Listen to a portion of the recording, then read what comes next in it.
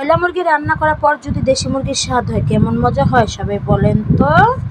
আসসালামু আলাইকুম। প্রতিদিন মতন আরেকটু সকাল সকালে আমি একটু নাস্তা খাইতেছিলাম, চা বিস্কিট দুধ চা চাল দিলাম। তো দুধ চা গরুর দুধের চা আজকে খাবো। তো গরুর দুধের চা আজকে বিস্কিট দিয়ে খাইয়ে নিই হালকা পাতলা সকালের নাস্তাটা। তো নাস্তাটা যে বিস্কিট ভিজিয়ে খাইতেছে। আর এদিকে একটু বারান্দা গেলাম। তো বারান্দা পরিবেশটা অনেক সুন্দর লাগতেছিল, অনেক সুন্দর বাতাস আর কত সুন্দর আমার কাছে ফুল ফুটে রয়েছে মাশাআল্লাহ দিলে। এত সুন্দর ফুল, মানে অনেক সুন্দর ফুল হয়ে রয়েছে। মানে বারান্দা সকাল সকাল বারান্দা আসলে মন প্রাণ সব ফ্রেশ হয়ে যায়। আর এদিকে ফুলের উপরে একটা ফড়িং বসছে, এত সুন্দর লাগতেছিল মাশাআল্লাহ। আর এদিকে রান্নার কাজেও এসে বললাম, কারণ এদিকে কিছু কাঁঠালে বিচি ভাইজিয়ে নিব। অনেকগুলো বিচি জমছে আর এগুলো আমার জামাই অনেক পছন্দ করে। যাই হোক আমি একটু ভাইজিয়ে নিতেছিলাম। আর এদিকে লাল শাক নিয়ে আসছে।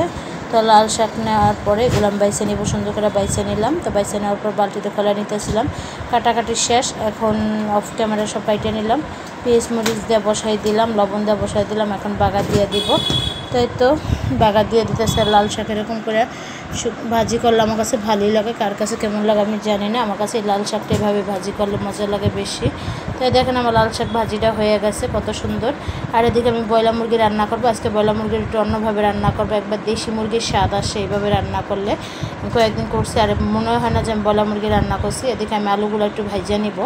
ছোটো ছোটো করে আমি একটু আলু কেটে নিয়েছি ব্রয়লার মুরগির জন্য। তো দেখেন কত সুন্দর করে আলু নিচ্ছি, সুন্দর করে আলুগুলো নিয়ে একটু হালকা ভেজে নিচ্ছি। এখন মুরগিগুলো একটু হালকা হালকা ভেজে নিব, পরে সব মশলা দিব। তো তেলের সাথে একটু ভেজে নিতেছিলাম। ভেজে নেওয়ার পর কাঁচামরিচ দিয়ে দিব, কাঁচামরিচ দেওয়ার পর পেঁয়াজ দিয়ে দিব। তো এরকম করে আমি এরকম করে রান্না করলে যে সেই স্বাদ লাগে আগে বুঝি না। একটা মাংস মানে কোনো দিক দিয়ে কোনো গলে না, আর একবার দেশি মুরগির মতন লাগে। তাদেরকে লবণ, আদা রসুন বাটা, হলুদ গুঁড়ো, মরিচের গুঁড়ো, মানে সব মশলা দিয়ে দিব, দিয়ে সুন্দর করে ভালো করে কষাই নিব। তো দেখেন আমি আগে করে আলুগুলো মাংসগুলো একটু হালকা তেলে ভাজিয়ে নিয়েছিলাম, এই জন্য কর্মী। আর আমি সব কিছু দিয়ে হালকা সামান্য পানি দিয়ে এই পানির ভিতরেই ভালো করে কষাই নিব। আর লাস্টে সামান্য একটু ঝোলের জন্য পানি দিব। আর এদিকে ভাত বেড়ে নিলাম। দেখেন মুরগিটা আমার কষানো হয়ে গেছে, আর কালারটা কত সুন্দর হয়েছে। তো যাই হোক এদিকে কালারটা ওরকম অনেক সুন্দর হইতেছে। আর এদিকে আমি ভালো করে কষাই নিচ্ছি, এই যে এরকম করে কষাই নিতেছি। এখন অল্প একটু পানি দিয়ে দিব। পানি দেওয়ার পর জিরার ফাঁকি দিয়ে দিব।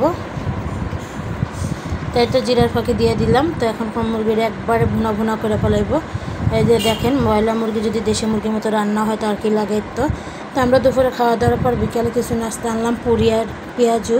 তাদেরকে পুরি পেঁয়াজু নাস্তা খাইতেছিলাম, সেই মজা লাগতেছিল। অনেকদিন পর পুরি পেঁয়াজু খাইতেছি, যেহেতু এগুলো বেশি আমার খাওয়া পড়ে না, কারণ এগুলো অনেক গ্যাস্ট্রিকের প্রবলেম, আর গ্যাস্ট্রিকের জিনিসগুলো আমার কাছে বেশি ভালো লাগে। তো এদিকে বিকেলে নাস্তা আমরা খাইতেছিলাম সবাই। তা খাইয়ে নিয়ে এখন মাহাদি হাসানকে একটু পড়তে বসাইলাম, পড়ালেখা করতেছিল মাহাদি হাসান আলিফবা সুন্দর করে। দেখেন মাহাদি হাসান কত সুন্দর পড়তেছিল। মাহাদি হাসান আসতেছে। তো মাহাদি হাসান পড়ার পরে যে দেখো বসলো, তো কাঁঠালের মুড়ি ছিল, এগুলো এখন আমরা খাইতেছিলাম। এগুলো এখন ভালোই লাগে, কাঁঠালের সিজন কাঁঠালের মুড়ি দিয়ে।